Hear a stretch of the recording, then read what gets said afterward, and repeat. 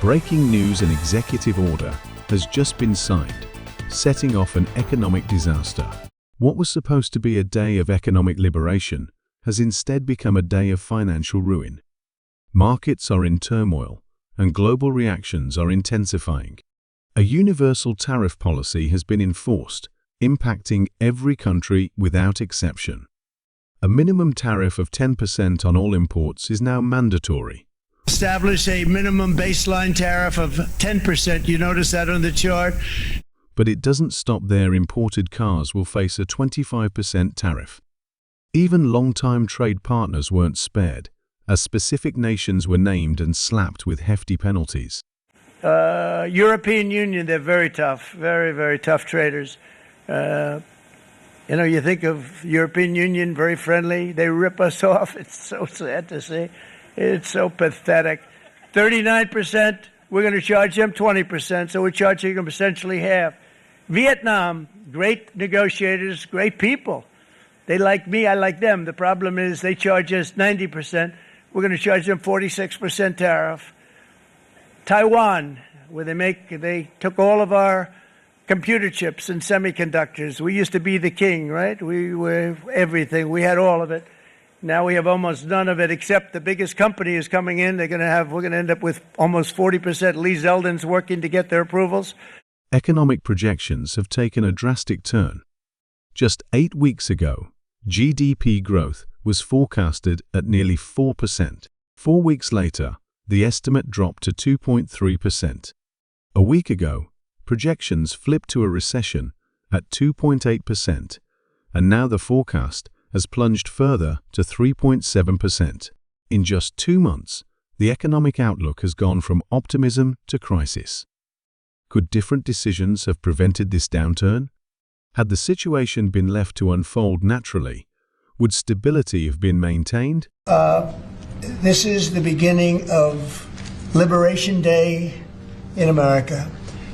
What was hailed as an economic liberation has instead led to economic collapse. The new tariffs, intended to prioritize national interests, have created severe financial disruptions.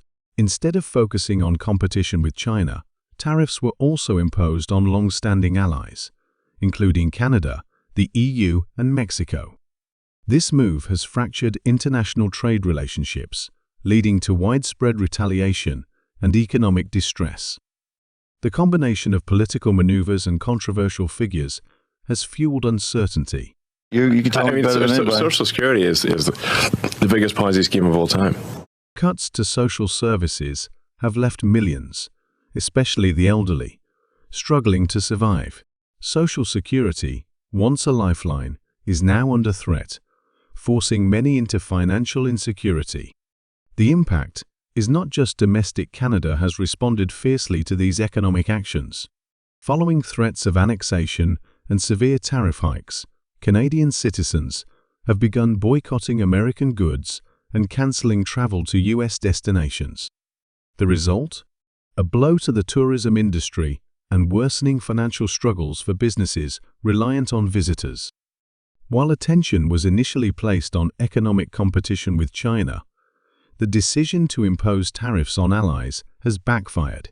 The consequences are clear: higher consumer prices, disrupted supply chains, and declining U.S. exports. Has this approach been a strategic mistake? With allies striking back, what does the future hold for the economy? Everyday citizens are already feeling the pressure. Rising prices on essential goods are making it difficult for families to maintain their standard of living. Rather than addressing these issues, responsibility is shifted elsewhere. While deep budget cuts to Medicaid totaling $1.50 trillion threaten vulnerable populations. In a matter of weeks, strong economic growth has turned into a sharp recession. These decisions have not only strained international relations, but have also created an economic crisis. If a hands-off approach had been taken instead, could the outcome have been different? The consequences of this strategy are now undeniable. Political landscapes are also shifting. States that were once considered strongholds are now unpredictable. Florida and Wisconsin, which previously leaned heavily in one direction, are showing signs of significant change. In Florida's 6th congressional district, once a guaranteed win by a wide margin, an unexpected challenger, a math teacher with no prior political experience, is now leading in internal polling. The usual political presence in the region has dwindled, while the new candidate actively connects with voters on key issues like food prices and healthcare. The absence of previous strong figures in the campaign is creating a highly unpredictable race. Meanwhile, in Wisconsin, a critical Supreme Court election is unfolding. A candidate, aligned with a well-known movement, is facing increasing opposition, particularly due to controversial statements and policies. Despite strong endorsements from high-ranking figures, polling shows a growing lead for a challenger known for her stance on crime and individual rights. The shift in voter confidence is becoming impossible to ignore. As both sides struggle in their traditional bases, the voices of everyday citizens are becoming more prominent. A former military nurse has spoken out about losing her pension without warning. Her financial records were accessed, and her benefits were halted without her consent. She believes that powerful groups have influenced these decisions, raising concerns about financial security for veterans. Her story is just one of many, highlighting a growing sense of abandonment. When those who serve the country struggle for basic rights, what does that mean for the future of ordinary citizens? Are current policies truly serving the people, or is the focus elsewhere? The numbers paint a clear picture: shifts in voter preferences, declining economic conditions, and rising frustration among citizens.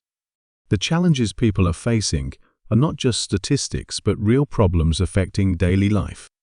Voters are no longer swayed by slogans. They are demanding tangible solutions. While the economy suffers, the focus remains elsewhere. Instead of addressing financial turmoil, there's an emphasis on unrelated issues. Governance is about solving problems, not creating distractions. Mass deportations have taken place without proper legal processes, with individuals removed from the country without clear justification. Legal rulings attempting to stop these actions have been met with strong opposition. Judges enforcing due process have been criticized for allegedly hindering national security, even though they are upholding the law. Misinformation and fear tactics have fueled these policies, painting all migrants as threats, despite official data showing that only a small percentage have criminal ties. This narrative has not only damaged the reputation of many individuals, but has also fostered division within communities. Legal protections are being weakened, and access to asylum is at an all-time low. Human rights groups report a sharp decline in asylum approvals, raising concerns about the erosion of fundamental legal principles. This issue extends beyond immigration. It is a reflection of broader challenges to justice and fairness. Is there a path toward a more balanced and just approach? Or are these actions leading the country toward greater instability? While serious issues demand attention, distractions continue to dominate discussions. Past unfulfilled promises remain unaddressed, while economic struggles persist. What the country needs now is real leadership, not misdirection. This is a critical moment. Will meaningful action be taken, or will the nation continue down this uncertain path? If you want more in-depth analysis and the latest updates, don't forget to subscribe and stay informed.